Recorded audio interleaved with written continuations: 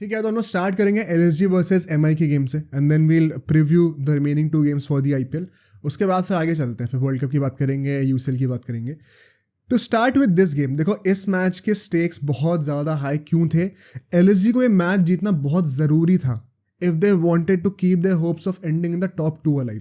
And I know कि आजकल भाई देखो क्वार्टर फाइनल्स करूँ, सेमीफाइनल्स में आना ही बहुत बड़ी बात होती ही है, बट सबसे बड़ा रिवॉर्ड आपको अपने एफर्ट्स के लिए पता कब मिलता है? जब आप टॉप 2 में फिनिश करते हो, फॉर ऑब्वियस रीजंस। अब तक हम सबको पता ही है वो चीज़, क्योंकि सीएसके भी जीत रही है, एसआरएच की भी पोजीशन अच्छी है, दे कैन मेक और ब्रेक एनी टाइम, तो केकेआर भी जीत रही है ऑफकोर्स। तो इट बिकेम वेरी एसेंशियल कि एलएसजी अपने तरफ से तो अपने मैचेस सारे जीतते रहे, बाकी सब भगवान के ऊपर है कि बाकी टीम्स हारती है कि नहीं। बट अगर आज ही ये मैच हार गई होती ना, तो फिर शायद बहुत मुश्किल हो जाता टॉप 2 में आने का। एंड मुंबई के लिए तो और भी ज़्यादा हाई स्टेक्स थे, बिकॉज अब ये लोग वर्चुअली आउट ही हो चुके हैं टूर्नामेंट से। अब इनको सारे मैचेस जीतने पड़ेंगे, कंपलसरी है पहली बात तो, तब जाके वो 7 मैचेस या फिर 14 पॉइंट्स तक पहुंचेंगे। और उसके बाद भी कुछ कंफर्म नहीं होने वाला, बिकॉज नेट रन रेट बहुत खास है नहीं। सो अगर आज का मैच जीतते और फिर बच्चे सारे मैचेस जीतते, तो शायद सिर्फ और सिर्फ पॉइंट्स के बेसिस पर भी क्वालिफाई कर जाते। बट अब सिर्फ पॉइंट्स के बेसिस पर तो क्वालिफाई नहीं करने वाले। अब थोड़ा सा इन्हें किस्मत का भी साथ चाहिए, जो कि क्लियरली मुंबई के साथ तो वैसे भी नहीं है। तो virtually you are kind of out of the tournament. But इस मैच पे अगर हम लोग आए, अब हमने नैरेटिव्स की बात कर ली इस मैच से पहले की। टॉस होता है एंड टॉस में एलएसजी टॉस जीतती है एंड चेस करने का डिसीजन लेती है। I think it was the wise decision to make, क्योंकि देखो ऑल द पिच जो थी ना, it was not exactly as good as the past few games at the Ekana stadium. उतनी ज़्यादा पाटा विकेट नहीं थी, थोड़ी घास थी ऊपर, लेकिन जो नीचे की जो पिच थी, जो मिट्टी थी, उसमें थोड़े क्रैक्स भी थे, थोड़े रफ पैचेस भी देखने को मिल रहे थे, जिसका मतलब नेचुरली थोड़ा सा बॉल फंस के आना, थोड़ा सा टर्न करना, उसकी पॉसिबिलिटी थी। अब T20 के मैचेस में आजकल उतनी पॉसिबिलिटी तो वैसे भी नहीं होती है, बट हाँ 250 के पिचेस जहाँ बन रही है उससे कंपैरिजन में ये पिच एक काफ़ी बेटर और इवन कॉन्टेस्ट हमें प्रोवाइड कर रही थी।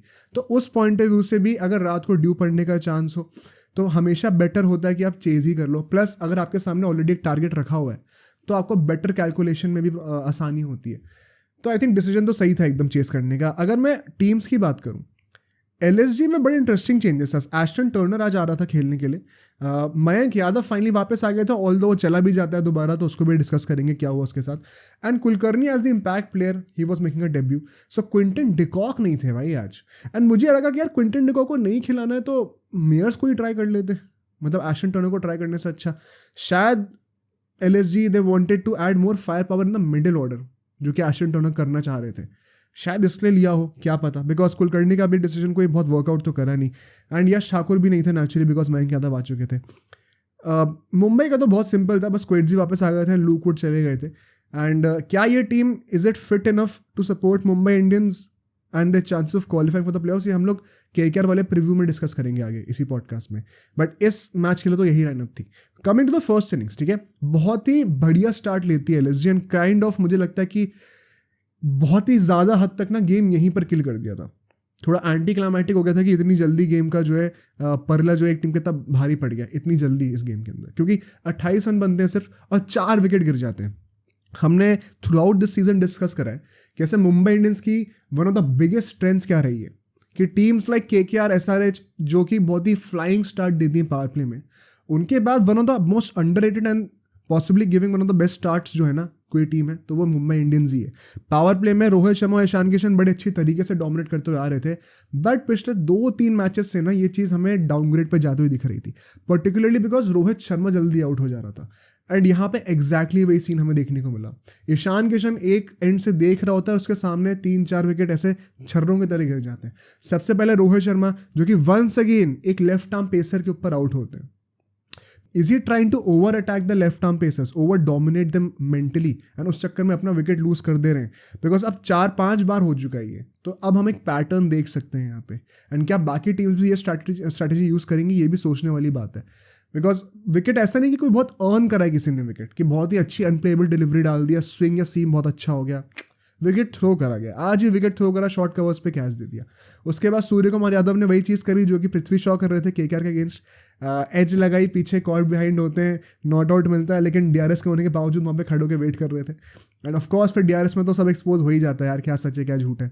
तो फिर सूर्य कुमार यादव भी जल्दी आउट हो जाते हैं। एंड भाई देखो, अगर तुम एक मुंबई के हेटर हो या जो भी हो, या फिर एलएसजी के फ़ैन हो तो ऐसे खुशी तो बड़ी हो रही होगी, but from now onwards I would request you all कि जो लोग इंडियन टीम के स्क्वाड में है ना वर्ल्ड कप के, उनकी परफॉर्मेंस के लिए प्रे करो भाई। ये ठीक है, अगर तुम एलएसजी फैन हो तो ये कहो कि हमारी टीम जीत जाए, बट साथ ही साथ उस टीम में जो लोग इंडिया के लिए खेलने वाले हैं वो भी अच्छा परफॉर्म करें। एज अ KKR फैन भी मैं यही कहूँगा जब हमारा MI से मैच होगा, एंड मैं सारी टीम्स के लिए यही चाहता हूँ कि जो लोग खेल रहे हैं वर्ल्ड कप में भाई वो तो अच्छा परफॉर्म करके दें। ठीक है, उनकी टीम जीते ना जीते उससे फ़र्क नहीं पड़ता। So Sky and Rohit Sharma का जल्दी आउट हो जाना, it was a bit sad to see. फिर हार्दिक पांड्या आते हैं भाई, पहली बात तो तिलक वर्मा ऐसे अजीब तरीके से आउट होता है, नवीन उल हक की बॉल थी, पावर प्ले का लास्ट शो चल रहा था, बीट होता है यॉर्कर पे, पैड से लग के बॉल पॉइंट पे जाती है, उसको समझ भी नहीं आया बॉल गई कहाँ है, थोड़ा सा 2-3 स्टेप आगे लिया उसने, बिश्नोई ने वहीं से डायरेक्ट हिट मार दिया, run out. As unfortunate as it gets. And उसके जस्ट नेक्स्ट बॉल पे हार्दिक पांड्या अपनी पहली बॉल फेस करने के लिए आता है एंड कॉट बिहाइंड हो जाता है नवीन हक पे। अब देखो, जब भी कोई बंदा पहली बॉल पे आउट होता है ना, यू शुड नेवर जज हिज टेक्निक और कि उसका फॉर्म या पैटर्न अच्छा चल रहा है कि नहीं चल रहा है। ये चीज़ ना ही मैं खुद के एक्सपीरियंस से बोल रहा हूँ, मैंने कितने सारे कोचेस के अंडर जो खेला है, but also some legends like Sunil Gavaskar, ये भी यही सेम चीज़ कहते हैं। नेवर जज अ पर्सन जो कि पहले 1-2 बॉलों पे आउट हो रहा है, क्योंकि कुछ डेटा बेस उसने तुम्हें दिया ही नहीं है जज करने के लिए उसको। एक चीज़ मैं यहाँ पे जरूर बोलूँगा कि हार्दिक पांड्या जिस तरीके से आउट हुआ था ना, ऐसा लग रहा था कि बहुत ही झटके में बैट लेके जा रहा है। इफ़ यू सी बैट का जो पाथ था ना, जिस पाथ से उसने बैट को मारा है वो फिक्स नहीं था, बैट उसके हाथों में थोड़ा सा ऊपर नीचे हुआ था, झटका मारा था। शायद वो एक स्टेटमेंट इम्पोज करने के लिए, पहली बॉल से डोमिनेट करने के लिए हाथों को ज़्यादा जोर से लेके आ रहा हूँ, but it went against him. ज़्यादा कुछ इसमें टेक्निकल नहीं है, बट एक छोटी सी ऑब्जर्वेशन थी। रिगार्डलेस हम लोग देखते हैं यहाँ पे स्टॉइनिस जो है उससे बॉलिंग की ओपनिंग कराई जाती है, एंड वो 3 ओवर फेंकते हैं, तीनों के तीनों पावर प्ले में सिर्फ और सिर्फ 19 रन देता है, विकेट भी मिलता है स्काई का। तो I think that was also a great move by LSG. Moving forward जो अगले 4 ओवर होते हैं, 6 से 10 ओवर के बीच में, यहाँ पे 29 रन और आते हैं, एंड सबसे इंपॉर्टेंटली फॉर मुंबई इंडियंस एक भी विकेट नहीं गिरता है। नेहल वधेरा एंड अपने ईशान किशन, ये दोनों रीबिल्ड करना शुरू करते हैं slowly and patiently, and Mayank Yadav को हमें फाइनली बॉल डालते हुए देखने को मिलता है। ऑल्दो मयंक यादव का गेम बहुत अच्छा खास गया नहीं, एंड जो एंड था वो भी बहुत ही अच्छे नोट पे हुआ नहीं, but regardless at least he is getting some game time. जितने भी लोग कहते हैं कि वर्ल्ड कप पर सिलेक्ट होना चाहिए, आई थिंक उनको तो आंसर मिल ही गया कि क्यों नहीं होना चाहिए था अभी, it is too early. But one second, जितने मैचेस वो खेलते रहेंगे उतना अच्छा है टीम के लिए। इसके बाद हम लोग देखते हैं यार कि जब अगले 5 ओवर आते हैं, ठीक है, 10 से 15 ओवर के बीच की बात करें हम लोग, यहाँ पे सिर्फ और सिर्फ 39 रन और बनते हैं। एंड चलो वो तो प्रॉब्लमेटिक है ही कि इतने कम रन बने, बट उसके पीछे का रीज़न भी ये है ना, क्योंकि आपके इतने सारे विकेट्स ऑलरेडी गिर चुके हैं। यहाँ पे एक और विकेट गिरता है, वधेरा जो है वो अकेला टिका हुआ था, ईशान किशन अल्टीमेटली जो है वो आउट हो जाते हैं। ईशान किशन कैसे आउट हुए आप नोटिस करना, अंटिल दैट पॉइंट जब तक ईशान किशन आउट नहीं हुए थे उनकी स्ट्राइक रेट हमेशा 100 के नीचे की ही थी। इनफैक्ट नेहल वधेरा ने बाद में कॉम्पनसेट करना शुरू करा है, मयंक यादव के एक ओवर में 16 रन मार दिए थे इसी फेस के अंदर, वरना इतने रन भी नहीं बनते। तो उस पॉइंट ऑफ टाइम तक बहुत स्लो चल रहा था, जो ट्रैक था बहुत स्लो था, एंड तब तक फिर आपको समझ में आ जाता है यार कि चलो 4 विकेट गिरे हैं लेकिन आधी इनिंग निकल चुकी है, and at some point you have to start rebuilding and accelerating.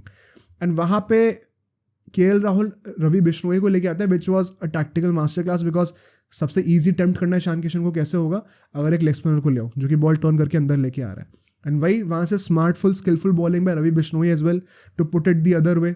Googly डालता है वो, and could not read at all. Ishan Kishan बिल्कुल ही बॉल को रीड नहीं कर पाते, टॉप एज लगाते हैं, आउट हो जाते हैं। रिलीज शॉट था बिकॉज बहुत टाइम से बाउंड्रीज नहीं आ रही थी, एंड वही सब प्रेशर बिल्डअप होता रहा, अल्टीमेटली वो आउट हो जाते हैं।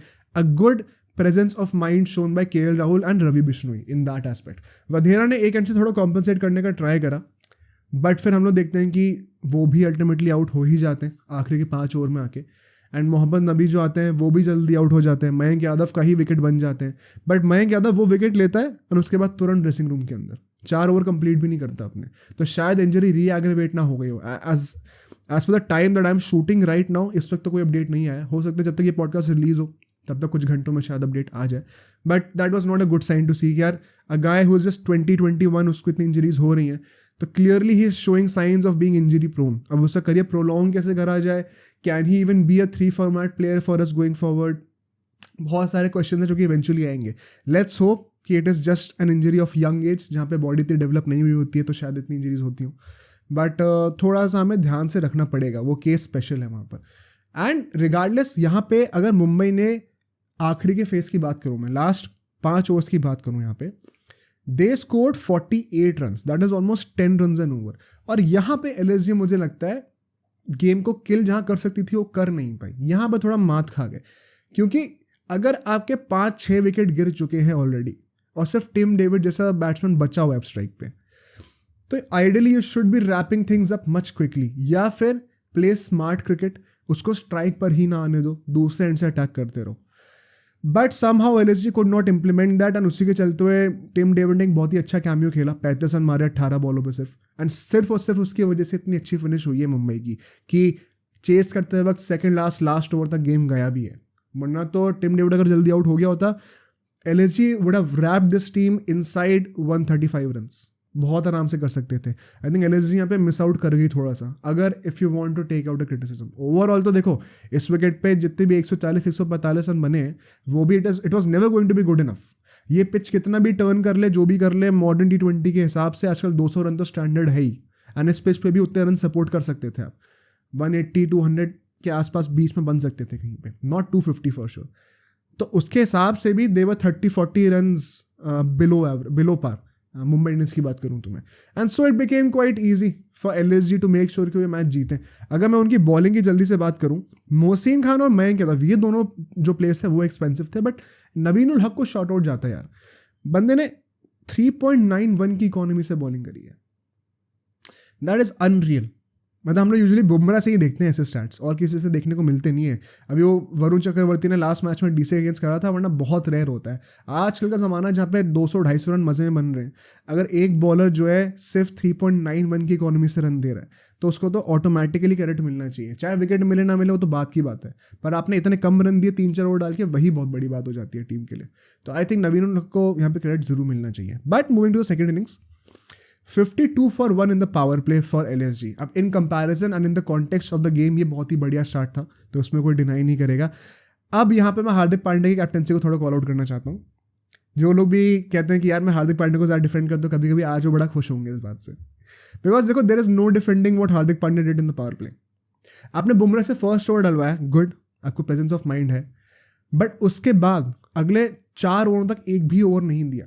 अब मुझे पता और ज़्यादा इरिटेशन पता कब हुई, अगर आप बुमराह से पहला ओवर डलवा के उससे अगले 4 ओवर तक एक भी ओवर नहीं देते हो, मतलब कि 5 ओवर हो चुके हैं टीम के, आपने सिर्फ एक ओवर बुमराह से डलवाया, देन इट क्लियरली मीन्स कि आपकी स्ट्रैटेजी क्या है, you want to save up his overs for the last 5 death phase and बीच के जो मिडिल ओवर्स हैं उसके लिए। बट फिर आपने छठा ओवर पावर प्ले के अंदर ही क्यों दिया उसको?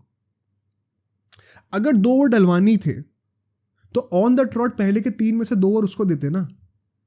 And I will prove this even better, because पहले के 2 ओवर में जब थुसारा एंड बुमराह बॉलिंग कर रहे थे, बहुत अच्छा स्टार्ट था। थुसारा ने जो है कुलकर्णी को आउट भी कर दिया, टिपिकल वो स्लिंगी एक्शन की वजह से ही था, where it feels like ball जो है वो डाउन द लेग साइड जाने वाली है, but because of the sling it ultimately starts changing it's trajectory, and आप रियलाइज करते हो कि अच्छा बॉल तो एकदम मिडिल लेग के पास ही पिच कर रही है, एंड पड़ के और ज़्यादा स्ट्रेट एंड अप हो गई है। तो वो उसके एक्शन की वजह से उसको विकेट मिला, and this is the benefit of this action. But उसके बाद आप देखो क्वेट्जी आता है बॉलिंग करने के लिए, थुसारा का भी जो अगला ओवर होता है वहाँ पे केएल राहुल और स्टॉइनिस जो है सारा प्रेशर रिलीज कर देते हैं। फिर जब वो प्रेशर रिलीज हो गया तो फिर हार्दिक पांड्या ने सोचा, इतना रिएक्शनरी कैप्टनसी करी कि अच्छा अब इसको कॉम्पनसेट करने के लिए मैं दोबारा बुमराह को वापस ले आता हूँ। तो this reactionary captaincy should have been replaced by proactiveness, by proactive captaincy, and वो तब होता जब वो स्टार्टिंग के 3 ओवर में से 2 ओवर बुमराह को देता। सिर्फ 1 ओवर डलवाना था तो ठीक है, फिर पहला ओवर डलवा दिया, फिर उसके बाद बॉलिंग मत कराओ ना, फिर पावर प्ले में बाकी लोगों को करो। द फैक्ट दैट आपने उसको वापस लाया छठा ओवर डालने के लिए, इट शोज कि आपको रियलाइज हुआ कि आपका ओरिजिनल प्लान काम नहीं कर रहा था। एंड ऐसी सिचुएशन में जहाँ पे एक लो स्कोरिंग गेम है, पिच इतनी बेकार तो है नहीं, एंड विकेट्स उनके पास बहुत हैं भाई, 9 विकेट बचे हुए थे, इट मेक सेंस कि आप बुमराह से स्टार्टिंग में बॉलिंग करो और गेम किल करने का ट्राई करो वहाँ पे। बट वो प्रेशर बनने का कभी चांस ही नहीं मिला। तो आई थिंक हार्दिक पांड्या की कैप्टनसी में ये एक ब्लंडर तो था, बहुत बड़ा ब्लंडर था। बट नॉनदलेस इसके बाद हम लोग देखते हैं जो अगले 4 ओवर होते हैं 6 से 10 के बीच में, यहाँ पे 27 रन और आते हैं।